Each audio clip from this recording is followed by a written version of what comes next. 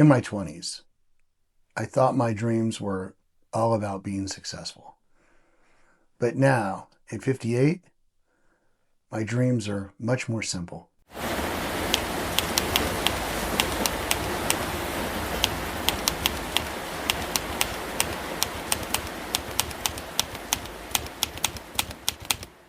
If this is your first time visiting the channel, welcome. I'm glad you're here. My name is James, and I make videos that share my life experience in a simple yet practical way that's easy to consume and apply to daily life.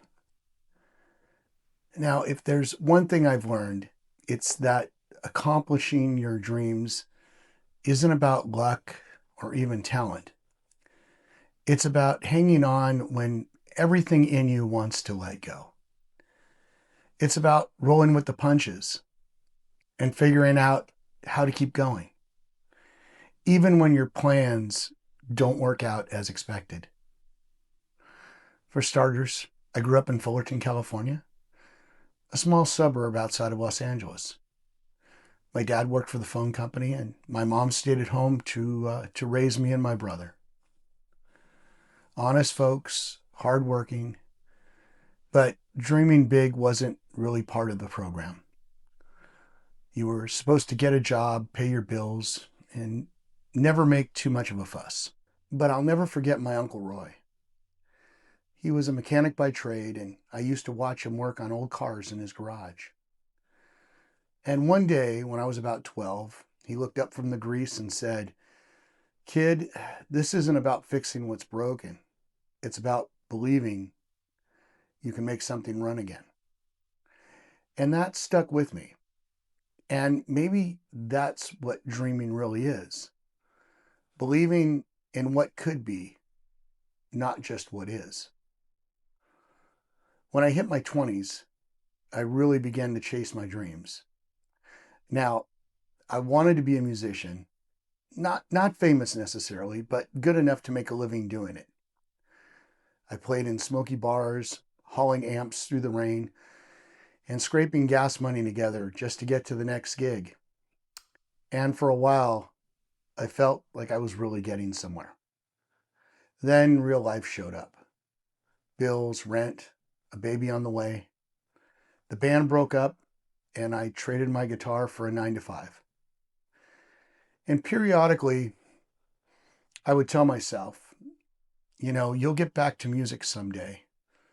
But someday just kept moving further and further out of view. At first, I thought I'd failed, that I thought I'd let my dream die.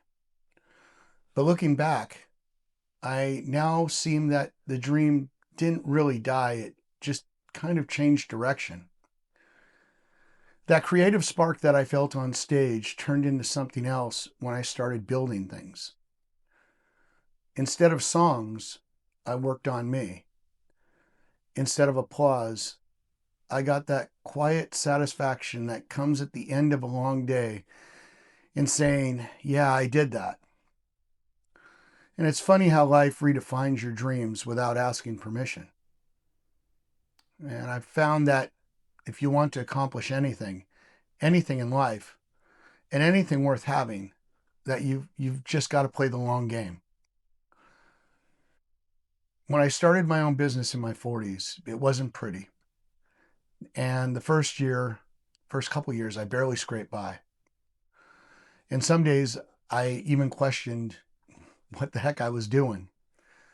But every time I finished a project, even a small one, it gave me a little push to keep going. And that's what I call stacking wins. Small ones over and over until one day you look up and realize you've built something solid. Now, people seem to talk about success like it's one big moment, a breakthrough, and even a lucky break. And I've never seen it that way. I've found that success is quiet. It's getting up early in the morning when nobody notices. It's doing the right thing when no one's watching. It's doing the everyday grind that adds up to something real. And determining your daily process for success, I can tell you that I've failed more times than I can count. I've made bad decisions. I've trusted the wrong people, lost money, and missed out on opportunities. But you know what? Failure isn't the end of the world. It's just part of the deal. When I was young, failure felt like a full stop. But now I see it as only a comma, just a pause before the next part of the story. And when I failed, I learned something I couldn't have learned any other way. I learned how to listen better. I learned how to adapt, how to swallow my pride and ask for help. Because your dreams will test you, and they want to know if you're serious. And if you could take a few hits and keep moving, they'll eventually meet you halfway. These days, my dreams look different at 58 than they did at 22. Today, I dream about teaching my grandkids how to fish, or how to build things with their hands, or just how to be good people. I dream about building a legacy. Because as I get older, I realize that dreams aren't about big finishes. They're about meaningful moments. And that's where the real joy is. When I was young, I thought dreams were about getting somewhere.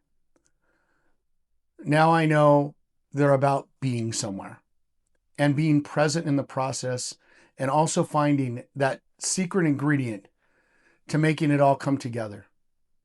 For me, that secret ingredient in all of this has to be courage. And not the big dramatic kind, but the quiet kind. The kind that makes you take one more step when you're tired. The kind that whispers, try again. And people sometimes tell me, I wish I chased my dreams like you did. And I have to really laugh, because I didn't chase my dreams in a straight line. It was more like stumbling through the dark with a flashlight. But I always seemed to find the courage to keep going. And that's truly the part that matters. My life has taught me to be humble and to appreciate the small wins in life. Not because I accomplished every dream, but because I kept going.